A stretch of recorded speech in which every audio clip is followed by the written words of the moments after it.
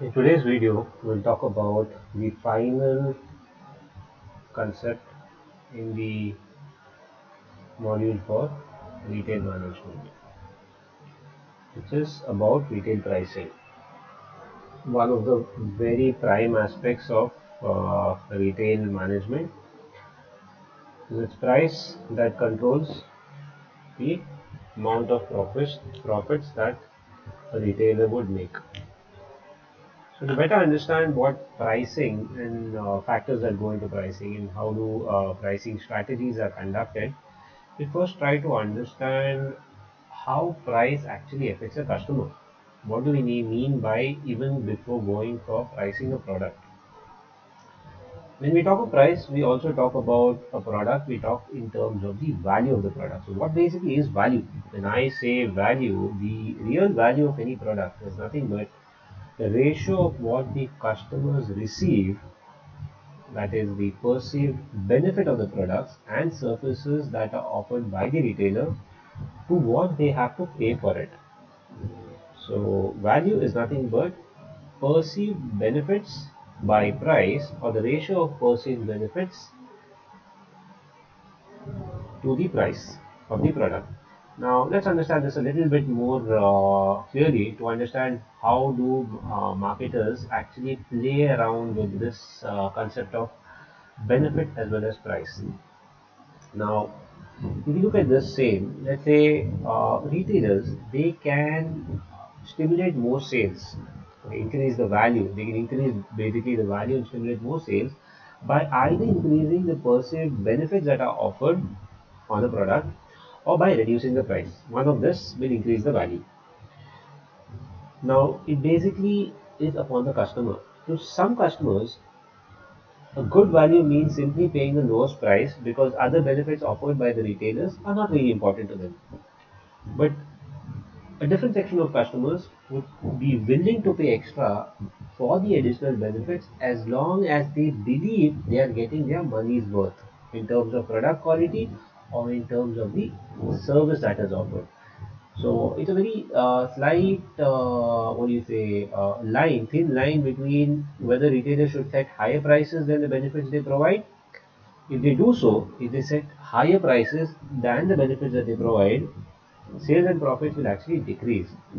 Okay, so it's, and they'll have to somehow have a trade-off between this kind of price as well as benefit. If they go too low, if the retailer set a price which is very low, then the sales might increase, but the profits will decrease. What will happen here?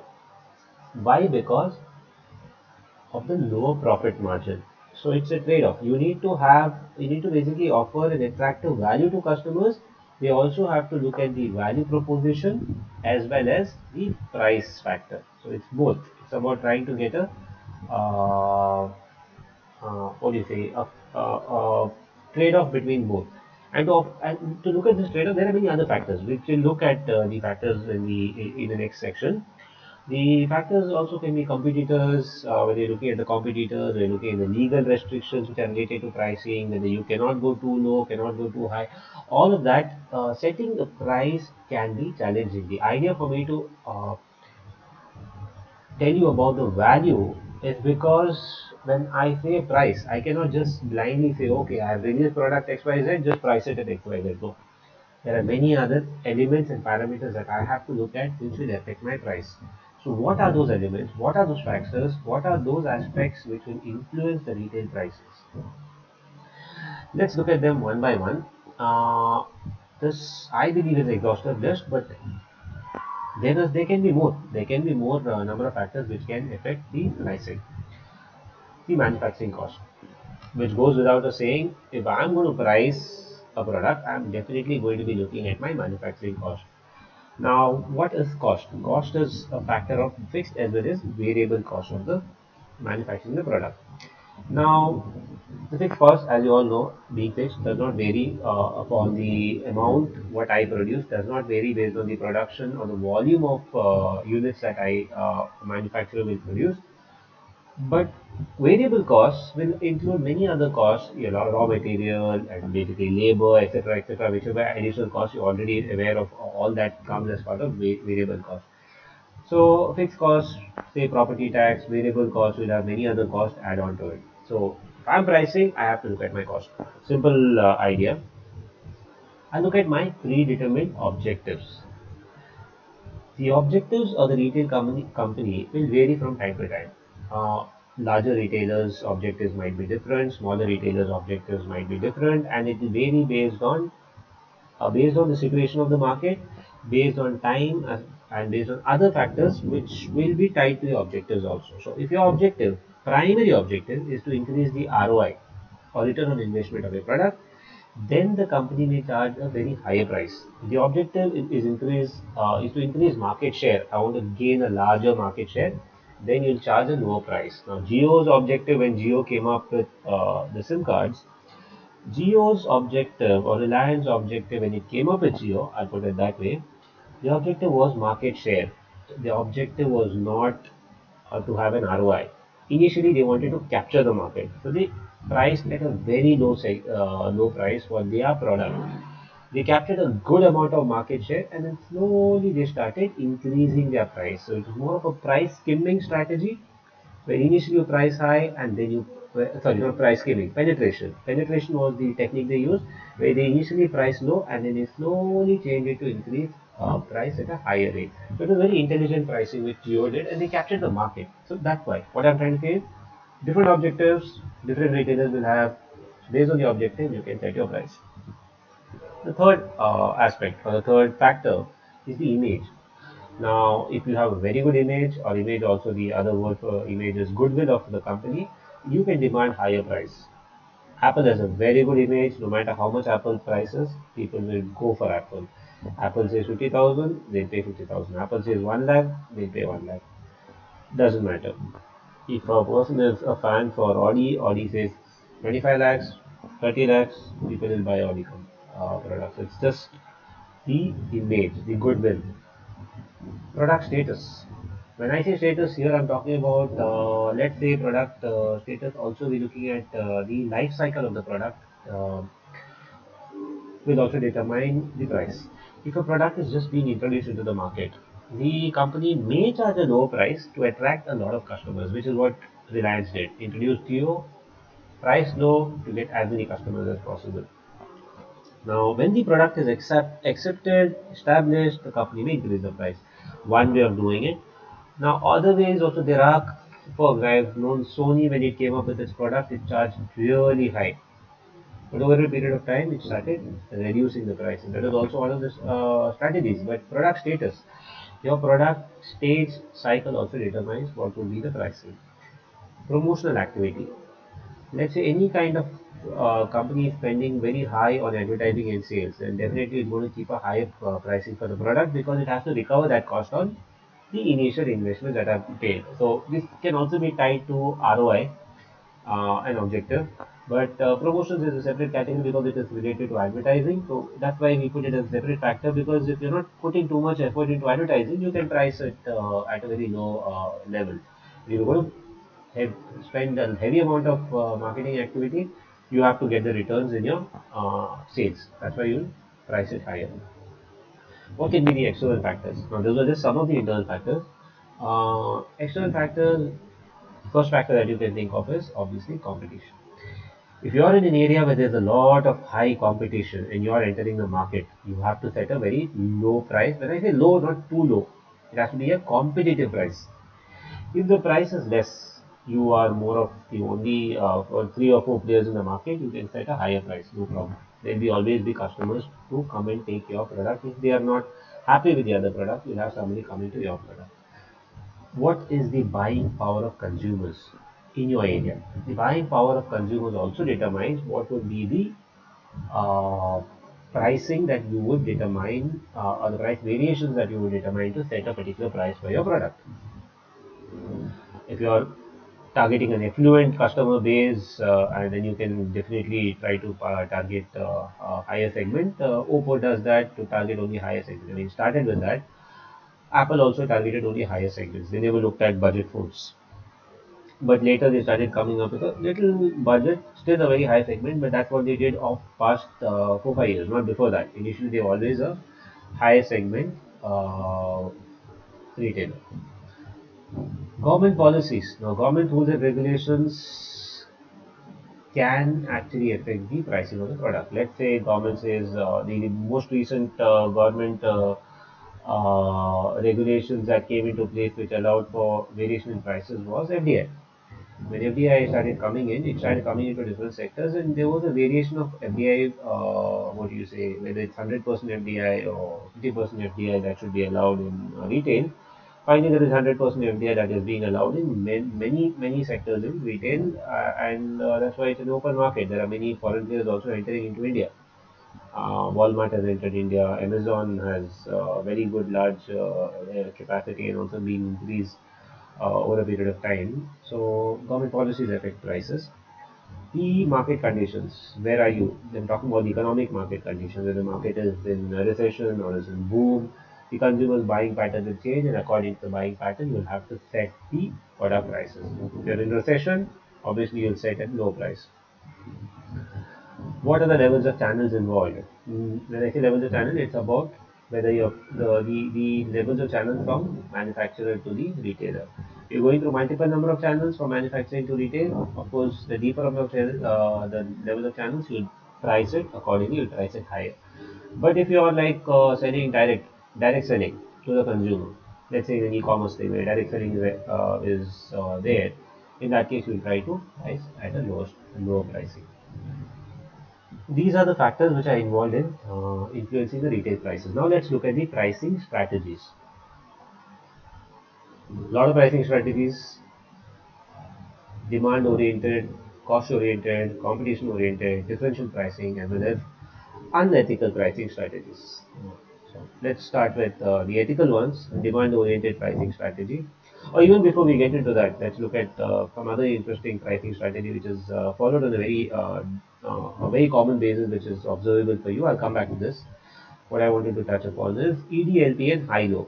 So EDLP is everyday low pricing, and high-low is based on seasons, based on time. High-low pricing is something you get to see with a lot of clothing brands. You'll have sale during seasons, during off seasons you won't have a sale. It will be the same price. EDLP you see with grocery items, everyday low pricing. The picture itself gives you an idea where you may think that this is being sold.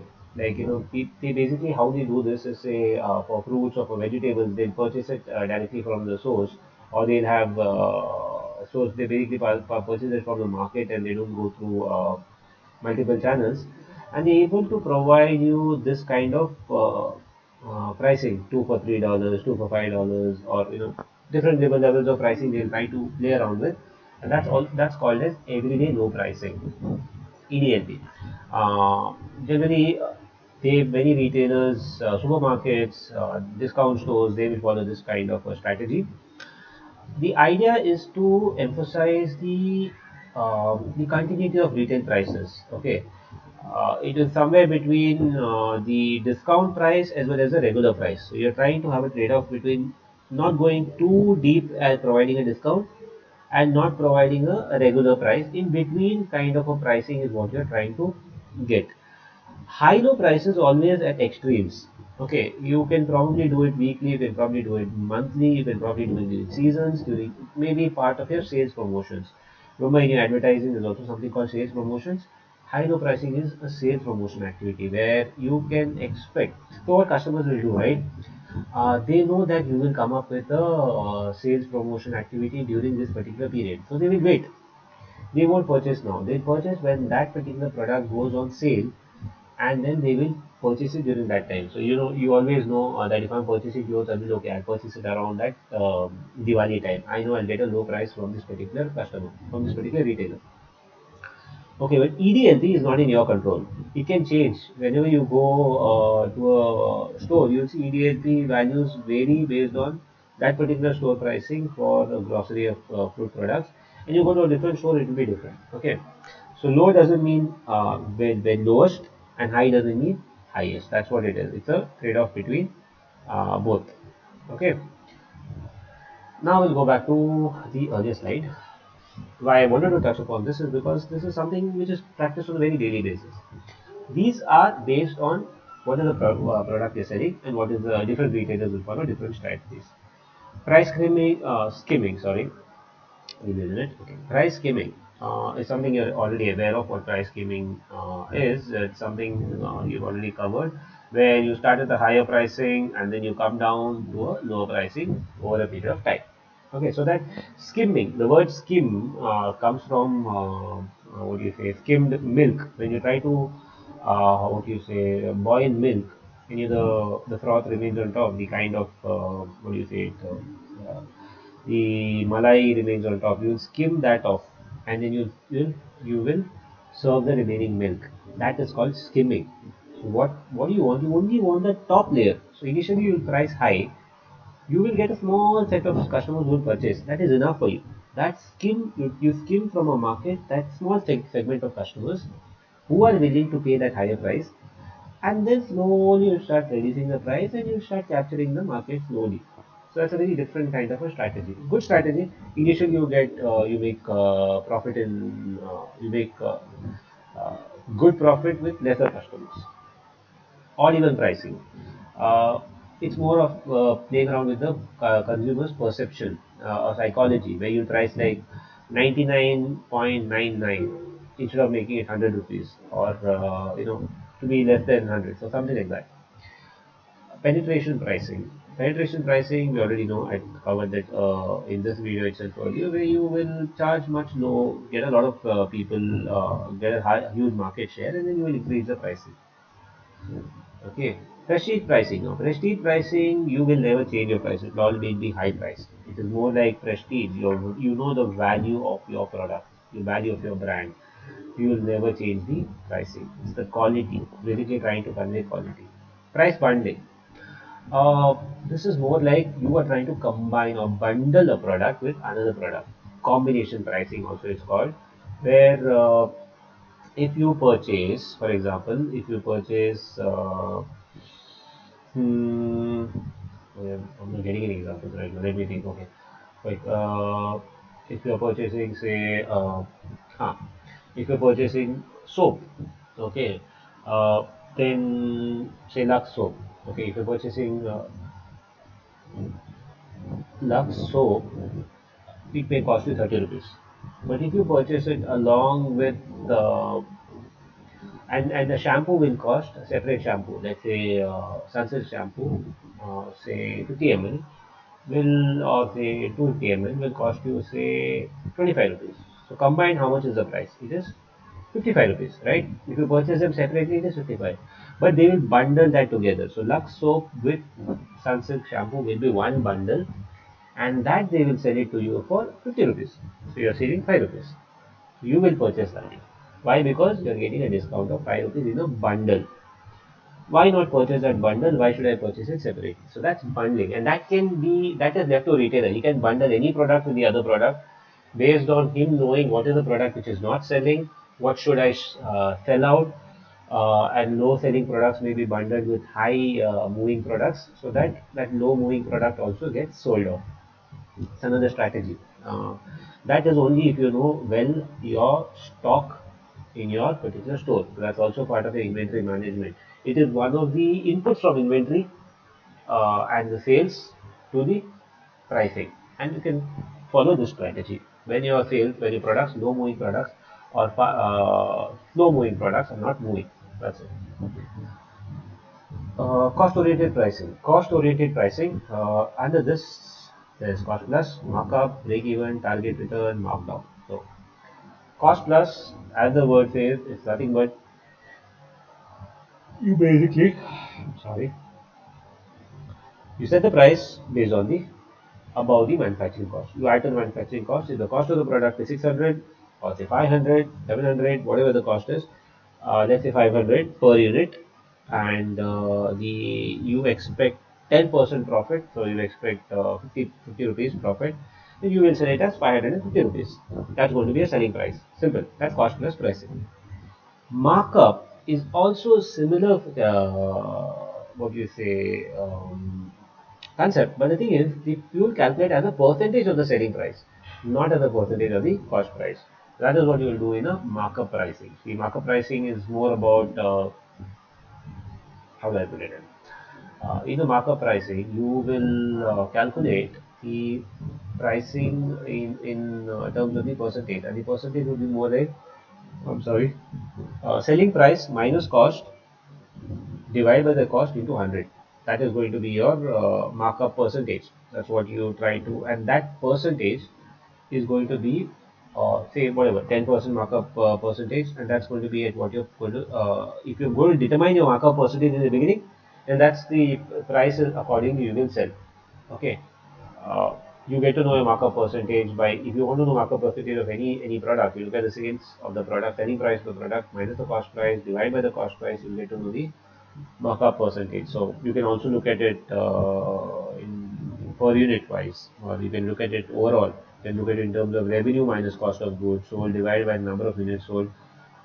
Different ways of looking at it, but at the end of the day, it's nothing but revenue minus cost of goods sold divided by the number of units sold, and that is what will give you the markup.